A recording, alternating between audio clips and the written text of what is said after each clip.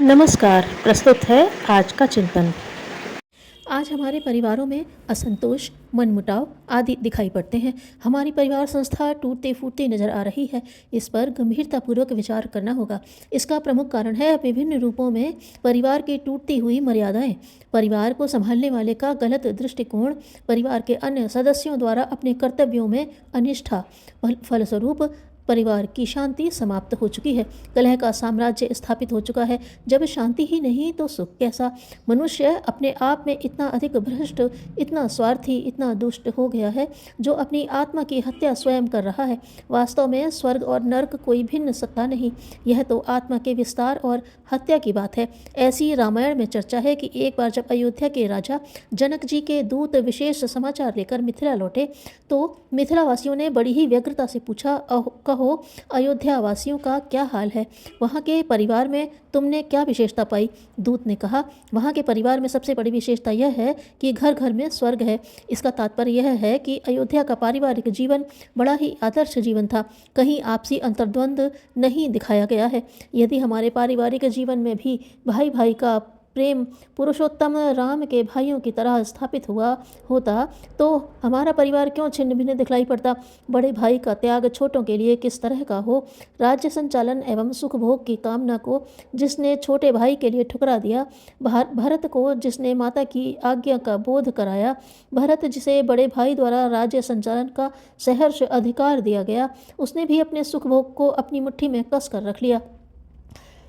वस्तुतः उस रामायण काल में गृहस्थ जीवन में कितना अधिक मर्यादा का पालन किया गया है, जो राष्ट्रीय जीवन की सांस्कृतिक धरोहर कही जाए तो कोई अत्युक्ति नहीं। इतना ही नहीं, हमारी परिवार जीवन में स्वर्गीय सुखों का अवतरण किस प्रकार हो सकता है, इसका ठोस आधार भी मिलता है। यदि हमारा पारिवारिक जीवन कुछ न कर सके तो कम से कम उसके सभी पहलुओं को अपने जीवन का केंद्र बिंदु मानकर चलें तो उसमें स्वर्गीय आनंद का अवतरण कोई कठिन नहीं। हमें रामायण से जीवन के प्रत्येक पहलू की प्रेरणा मिलती है। परिवार में एक दूसरे के प्रति हमारा क्या कर्तव्य होना चाहिए, छोटों के प्रति बड़ों का क्या उत्तरदायित्व होता है, बड़े अपने से छोटों के प्रति किस तरह निष्पक्ष रूप से व्यवहार और निर्णय करें, आपसी न्याय का प्रतिपादन किस प्रकार किया जाए, पारिवारिक जीवन में सद्भावना का क्या स्थान है आदि ऐसे महत्वपूर्ण पहलू हैं जिसका अनुपालन परिवार में होने लग जाए तो सुख और शांति की आनंदानुभूति सबको होने लग जाए। परिवार में सदस्यों के बीच अपनेपन का विशेष अनुभव होना परिवार के टिकाऊपन का सर्वश्रेष्ठ गुण है। जब अपनों में अपनेपन का भाव समाप्त हो जाता है तभी आपसी प्रेम के टुकड़े होने लगते हैं, स्वार्थपरता आने लगती है। अतः अपने अंतर में अपनत्व की भावना पैदा करनी पड़ती है। अपनत्व की भावना ही भेदभाव को जीवन से दूर भगा देती है। परंतु विचारों में भेदभाव की उत्पत्ति से न जाने परिवार की कितनी बुरी दशा होती है।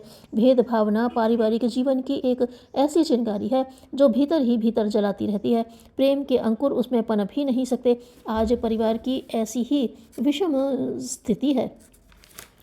माता के हृदय में अपने छोटे बालकों के प्रति कितनी उदारता की भावना रहती है। बच्चे को किसी प्रकार का कष्ट न हो यह बराबर ध्यान रखती है। कितना बड़ा त्याग उसके जीवन में रहता है। सचमुच माता त्याग की साक्षात प्रतिमा है। ऐसा ही त्याग करने की भावना घर के हर समझदार व्यक्ति के हृदय में आ जाए तो कलह विग्रह के परिताप से बचा जा सकता है। कलह विग्रह से परिवार की शांति भंग हो जाती है। यही तो परिवार का बहुत बड़ा दुर्भाग्य है। भावना हृदय की आंतरिक वस्तु है। यदि हम झूठे भाव से अपने पारिवारिक सदस्यों के बीच अपनत्व, उदारता और त्याग का भाव प्रदर्शन करना चाहेंगे तो कभी न कभी इसकी सत्यता परिलक्षित हो ही जाएगी। अन्य लोग सशंकित हो जाएंगे, हमारे प्रति अश्रद्धालु हो जाएंगे। यह प्रदर्शन की वस्तु नहीं, भावना की वस्तु है। गलती करना मनुष्य का स्वाभाविक गुण है। यदि जाने अनजाने हमसे किसी प्रकार की गलती हो जाती है जिसका आभास हमें नहीं हो रहा हो तो ऐसी गलती को स्वीकार कर लेना चाहिए। अपनी गलती को स्वीकार कर लेने वाला व्यक्ति जीवन में पुनः गलती करने से सावधान रहता है। इसके लिए आवश्यक है कि अपने यहाँ पारिवारिक गोष्ठी की व्यवस्था अवश्य बना ली जाए। इस संदर्भ में एक महत्वपूर्ण बात यह भी आ जाती है कि हम अपने परिवार में एक दूसरे के प्रति आदर की भावना बनाए रखें। चाहे कोई छोटा बच्चा ही क्यों न हो, उसके प्रति भी आदर की भावना होनी चाहिए। बच्चों का इससे मनोबल बढ़ता है। उपेक्षित बालक कभी भी प्रभावशाली नहीं बन सकता। यह बात जरूरी है कि बच्चे भी बड़ों का आदर करना जाने, इसकी जानकारी उसे होनी चाहिए। इससे हमारे परिवार की मर्यादा बढ़ती है। अहंकार मनुष्य के व्यक्तित्व को गिरा देता है। यह सोचकर अभिभावक को यह नहीं मानना चाहिए कि मैं ही पूरे परिवार का पालन करता हूँ, बल्कि ऐसे सोचना चाहिए कि मैं तो एक माध्यम मात्र हूँ। पालन करता तो परमपिता परमात्मा है। पालन करने की शक्ति यही प्रदान करते हैं। बच्चों के जीवन में इसका अद्भुत प्रभाव पड़ता है। वह भी उदार और नम्र स्वभाव का बन जाता है। मनुष्य की प्रकृति बराबर स्वतंत्र रहने की होती है। स्वतंत्रता उसका जन्म सिद्ध अधिकार है। व्यक्तिगत स्वतंत्र विचारधारा पर परिवार में किसी के द्वारा आक्षेप नहीं होना चाहिए, लेकिन यह ध्यान रखा जाना आवश्यक होगा कि उस विचारधारा से पारिवारिक शांति में कोई व्यवधान तो नहीं हो रहा है। उस विचारधारा से प्रभावित होकर कोई अपनी नैतिकता तो नहीं खो रहा है। यह विचारधारा सामाजिक जीवन को अस्त व्यस्त तो नहीं कर रही है।